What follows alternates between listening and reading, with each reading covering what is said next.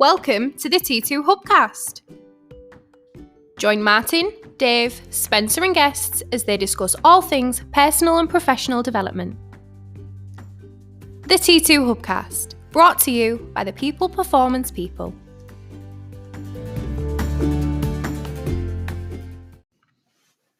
So welcome to another T2 Hubcast. It's Martin Johnson back again. I'm going to record this Hubcast in the area of hiring great talent to build upon a couple of other Hubcasts and we've done recently and a few pathways that we've loaded onto the Hub around hiring and around the whole interview process.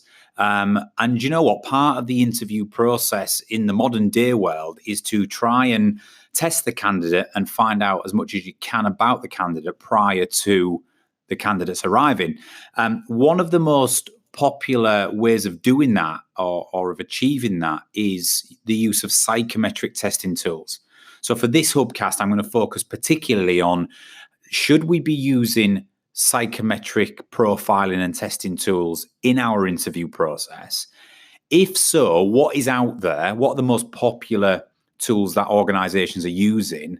And what's the value of it? You know, what we're looking to use it for, which increases our chance of getting the best possible candidate we can, or the most appropriate candidate that will hopefully succeed in the role. So yeah, my initial view on this, and here at T2, we absolutely do believe that the use of psychometric testing or psychometric profiling in the interview process is of value. No, we absolutely do. And, you know, we use a particular tool, which I'll come on to, or we recommend one particular tool, which I'll come on to, but there are some fantastic tools out there. Some of them do more or less the same thing. So for anybody listening to this who's ever been through a psychometric testing day, whether it's on a training course, on a leadership course, or whether it's in an interview process, you know, you will understand that they all feel, or a lot of them feel, very similar in many senses. A lot of them are just slightly different variations and spins on the same kinds of output. But there are some with some unique differences, and we're going to explore that on this Hubcast. So just to start with, yes, using psychometric testing tools for profiling can be a great way of measuring psychological characteristics such as personality traits, behavioral styles, their cognitive abilities, and the motivators of the people you are looking to bring in the organization or develop in the organization. So it can give us some real indicators of the type of person we are hiring or we are getting. And that's really important because, as we said on a previous Hubcast, sometimes the interview process and CVs, etc., are stacked with skills and experience of the individual or the candidates, but we seem to skirt over the person, the type of characteristics and behaviors and habits that the person has formed. So that's a great, psychometric testing is a great way of drawing some of those out. So what are our recommendations, or what's our recommendations of the types of tests you can use, or particular tools you can use in the hiring process or in the development process? Really, they can double up, but I'm going to focus for this Hubcast, as I said, on hiring and the interview process. Well, I want to talk about 5 in particular that we are well versed in, that we've deployed in our organization, that we've either been on the end of or that we've practitioned in or licensed ourselves. And these are also the 5 organizations and tools which are the most common, I think, or the most successful in being used in organizations, certainly from a hiring perspective. So the first one I'm going to cover is arguably one of the most famous, one of the most well-known, and one of the most long-established, and it's Myers-Briggs, or MBTI, as some people will know it as. Now, the Myers-Briggs organization has been around for a long time. They were very early to the market on personality testing and personality styles. In the Myers-Briggs or the MBTI tool testing process, you've got 16 different personality types. So through the testing and based on 4 variations of characteristics, which I'll go through in a minute, you can have 16 different types of profile that comes back. And they signify, or they use 4 letters to present your profile to you, like ESFP or ENTJ or ISTF or whatever it might be. So you have 4 letters which will then form your personality style, and it gives you a report and a lot of detail around what that means, how that person displays their behavior, how they think, feel, act, and behave. So the first letter is chosen on your style, based on whether you are extroverted or introverted. So extroversion or introversion. So the test is quite clever in the way that it will start to decipher whether you are more of an extrovert, you live externally and you're expressive in your personality style, or you're more of an introvert, you're more inwardly focused and don't express yourself as much. In fact, you quite like your own space and time. So extroversion or introversion represents the first letter of your profile in Myers-Briggs. The second letter is then decided by an S or an N, which is basically sensitive or intuitive. So are you somebody who's intuitive, or are you more somebody who's sensing and sensitive, etc.? And that will form your second letter. Your third letter in the 4-letter process comes from whether you are thinking or feeling. So do you generally, when you're living outside and in the world, do you genuinely like to process things through your logical brain, and you are therefore thinking and rationalizing about things? Or do you consume what's around you in your environment and you go on your gut instinct? You're more of a feelings person. It's like feelings and emotions is how I interpret situations. So are you more of a logical thinker, or are you more emotional and feelings person? And that determines your third letter. And your last letter is deciphered via whether you are more of a judgmental and a judging person of situations, or whether you are a perceiving person, whether you judge outwardly or whether it comes internally and you perceive. So as you can imagine, you have an E or an I, an S or an N, a T or an F, and a G or a P, and it makes a 4-letter combination, and there can only be 16 variations of that. This then spits out a report that gives you a really good understanding of that person's outward behavior, how they externalize themselves to the world, and what their personality and characteristics are like. And that can be really valuable in hiring great talent, because it can tell you some roles, for example, you may need to be more extroverted than introverted. And vice versa, some roles you may need to be more introverted than extroverted. Thinkers and feelings, thinking and feeling is another interesting one. Do you need it? Is it a logical, process-driven, analytical job, or is it something creative and out the box where it's heavily reliant on human interaction, and therefore maybe the feelings and emotions side might lend itself better to that? So Myers-Briggs has been around a long time. It's very popular. It is really good at the surface level behaviors of how you can just sort of start to unpick what a person's persona and personality style is like. The second one I'm going to cover is insights. So some of you who listen to this will be familiar with insights. Insights is the 4 colors.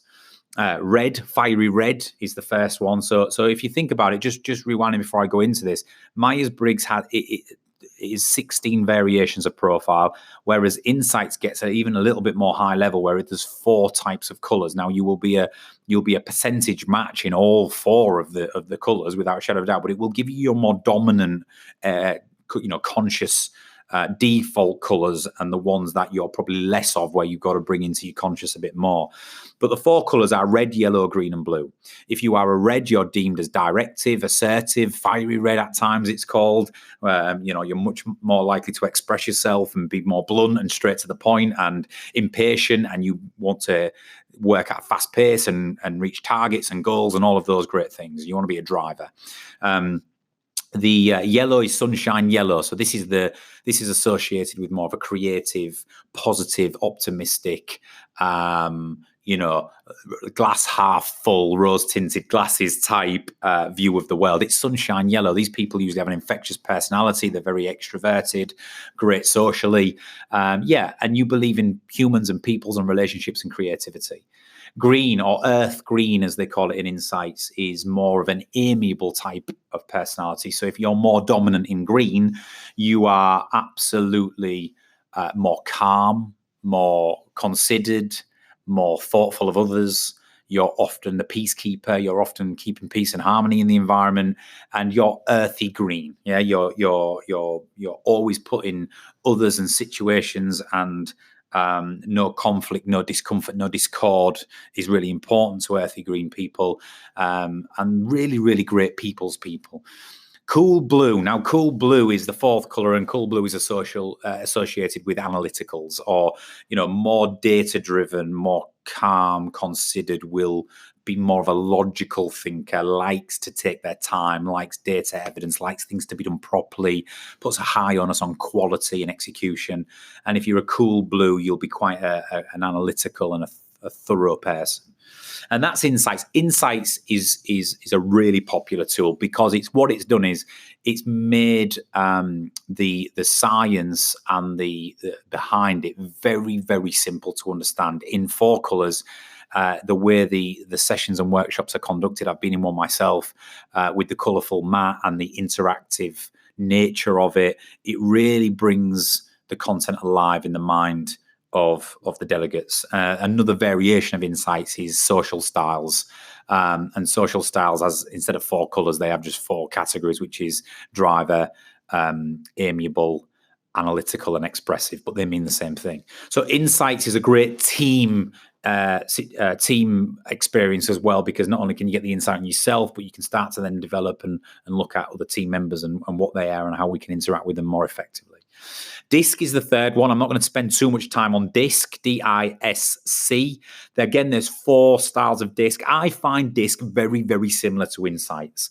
DISC is basically replacing categories. It's even the same colors, right? But the same categories with words. So the D is dominance, more of a dominant personality. The I is influence. They have influence over others. S is steadiness, and C is consciousness. So, they just word it slightly different, but it's a similar process. And again, it's 4 styles, 4 behavioral styles. SDIs. Now, SDIs is a little bit different, but SDI is Total SDI, the company Total SDI, and it stands for Strength Development Inventory. And basically, it's looking at a 3-pronged triangle sort of approach, and they sort of focus on 3 areas of the triangle: people, process, and performance. So they're sort of going, where does your natural strengths lie as an individual? Are you more around process? Are you more about people, or are you more about performance and the end result and goals?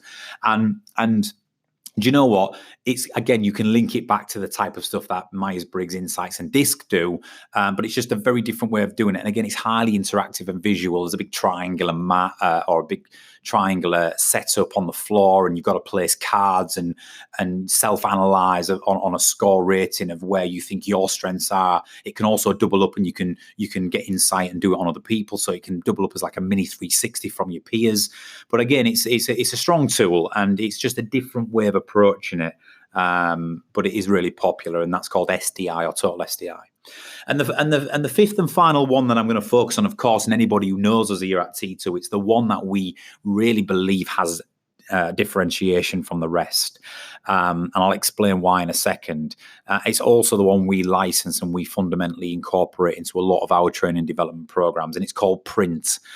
PRINT, capital letters, and it's delivered by, or it was created by, the Paul Hertz Group in the US. And Paul Hertz is a statistician. He was the protege of Edwards Deming, who revolutionized the sort of agile and lean industry or movement years ago. And Paul Hertz started to look at more the people side of agile, and started to wanting to understand what motivated people. So what I would say the difference is in a nutshell, is Myers-Briggs, Insights, DISC, SDIs, they're all great tools, and you could add there's hundreds of other testing tools out there on the market, and they're all really good, I believe, at trying to categorize or reveal your social style, or the way you externalize yourself to the world, right? Your preferences, your extroversion, introversion, whether you're direct, whether you're amiable, whether you like data and analytics. They're all really good, and they're all different. They're all dressed up differently, but they'll all give you your indicative personality styles, how you behave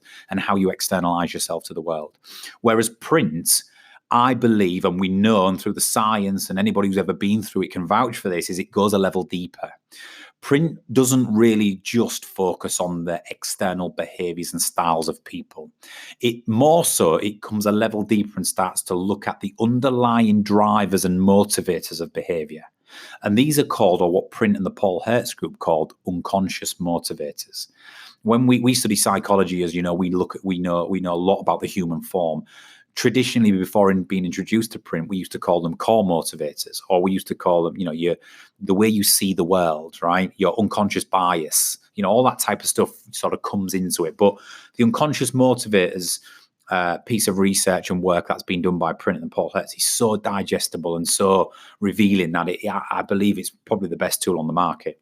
So what this says is, in your formative years, as you're growing up and your brain's developing, you through nature and nurture, you start to develop your view of the world. And then what we develop is these unconscious motivators. And these are the things that drive and regulate our behavior, because now we have to have these motivators met every single day. And as long as they're met, we're happy and fulfilled, and we can be the best version of ourselves. We can be our best Myers-Briggs profile. We can be our best coloring insights. We can be all of the great strengths from STIs, but it's regulated by a set of core motivators. So what Print does is it allows you to test for people to come down a level and say, what motivates this individual? What's the underlying driver of their behaviors? Now, there are 9 things human beings can be motivated by. I'm not going to go through them on this hubcast, but there are 9 different things human beings can be motivated by. And you take this test. It's a very clever test with clever algorithms. It tries to percentage match you against the motivators and picks up on your unconscious motivators and your unconscious biases. It then reveals a major and a minor, 1 or 2 motivators that are strong enough to drive and regulate your behaviors. And then the analysis of that gives you some explanation of what this means for you, how it will present in your best self and in your shadow, and what the triggers, the potential obstacles and triggers are that will compromise those motivators, which is really important. So if you think about that, let's rewind. In the other psychometric tests, there are 3 areas of the triangle in SDI. There are 4 styles of DISC. There are 4 colors and insights. There's 16 personality versions of Myers-Briggs. But in Print, you have 9 unconscious motivators. You have 2 in your report. So times that, times the combination, 72 variations of Print combination, of motivator combination. So it starts to get very, very specific to individuals. It's uncanny how people read this output and go, I cannot believe that's captured me from a test. The reason why that's so important is because, and let's come back to hiring now. So they're the five psychometric options I think you should explore from a hiring perspective. But the reason why I would recommend Print, and the reason why our clients use Print and why they benefit from it, is because what we believe is that if you look at performance psychology and you look at development in individuals, as we know, when the brain develops, by the time we reach our early 20s, through the anchors of our early parental years and our social exposure and our educational experiences, once we've formed our fully functional cognitive brain, we pretty much see the world in a certain way. Our unconscious motivators, we're not saying they can't ever change or tweak or evolve, but you are who you are, right? They're pretty deep-seated, or certainly they're more deep-seated than surface-level behaviors.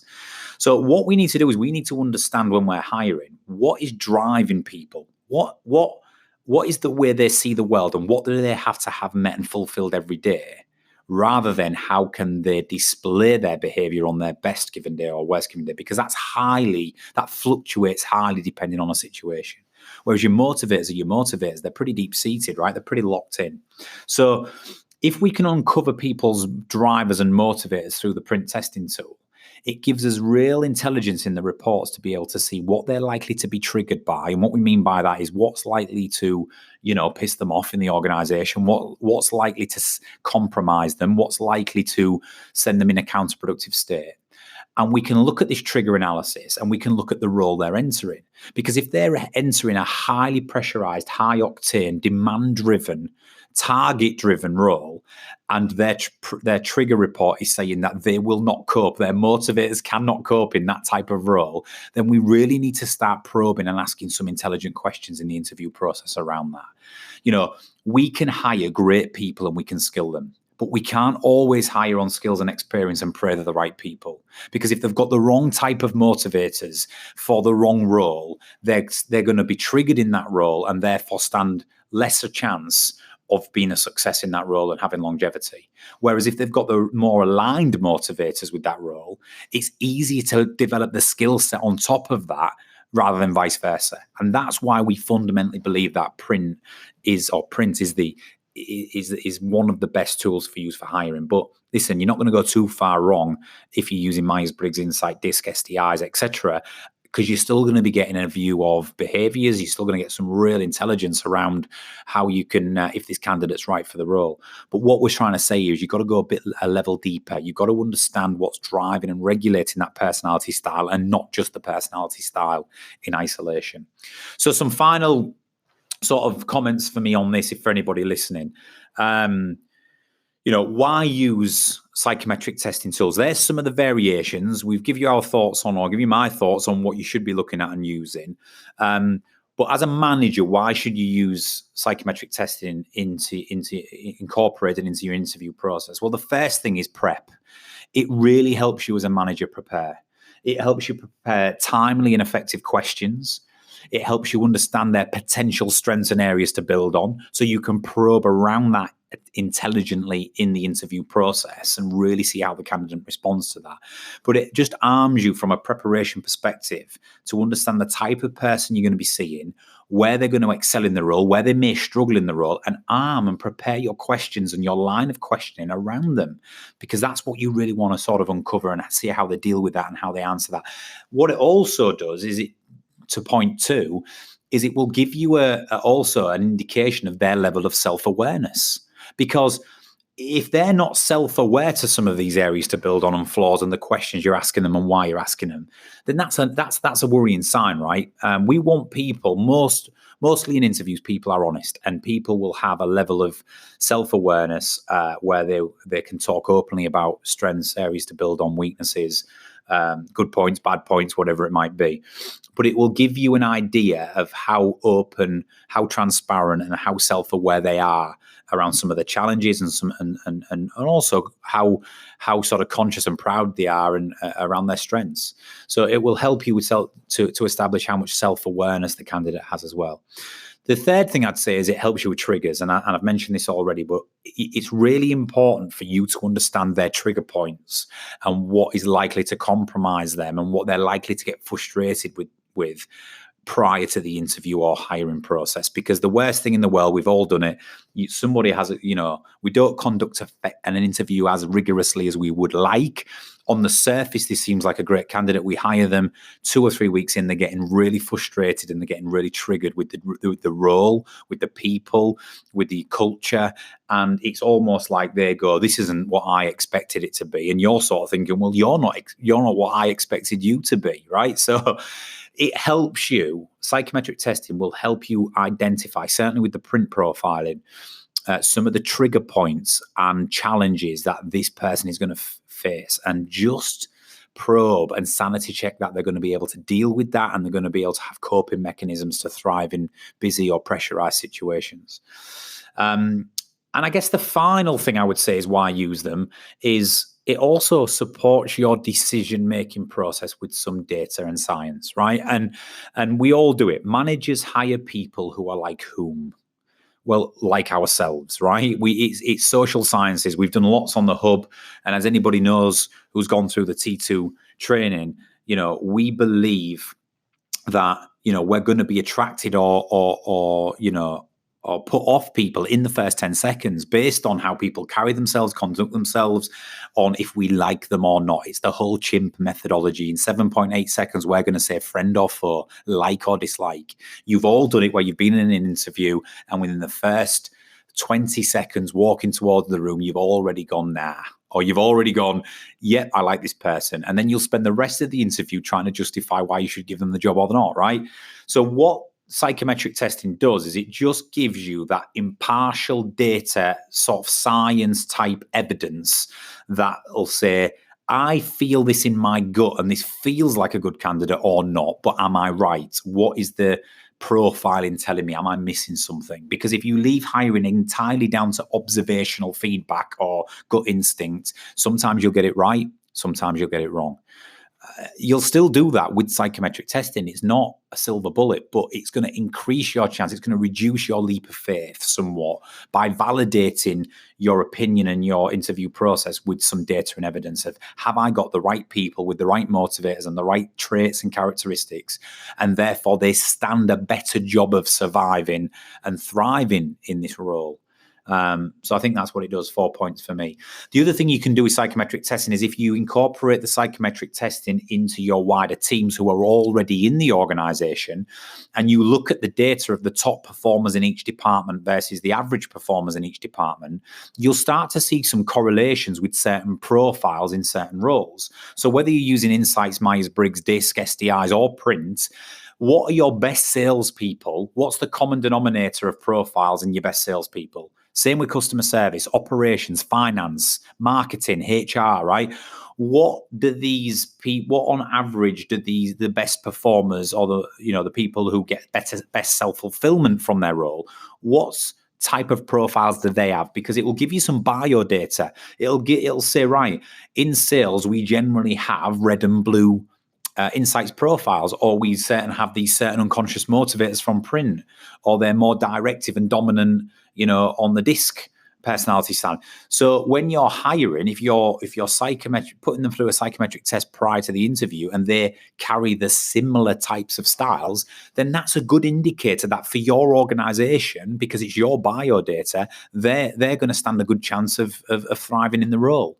So you can get clever with psychometric testing and start building bio data of your best sort of average and low performing people in each department, and start looking if there's any common denominators and what sort of traits and behaviors and motivators do these people hold, and it helps you with your hiring process. So that's sort of for this podcast. That's all I've got for you. I think I wanted to do that because I think more and more organizations are starting to incorporate psychometric profile into the interview process. I think it's a fantastic idea. If you're not, I think you're missing a trick. If you want to explore your options, I would certainly look at the big five, or start looking at the big five: Myers-Briggs, Insights, DISC, SDI, and Print. We license Print here at T2. We also license a variation of Insights called Social Styles. But we fundamentally would recommend that out of the five, Print does offer that little bit of differentiation in terms of looking at unconscious motivators and drivers of behavior. We think that's imperative for hiring. You can get in touch with us if you want to know more about that.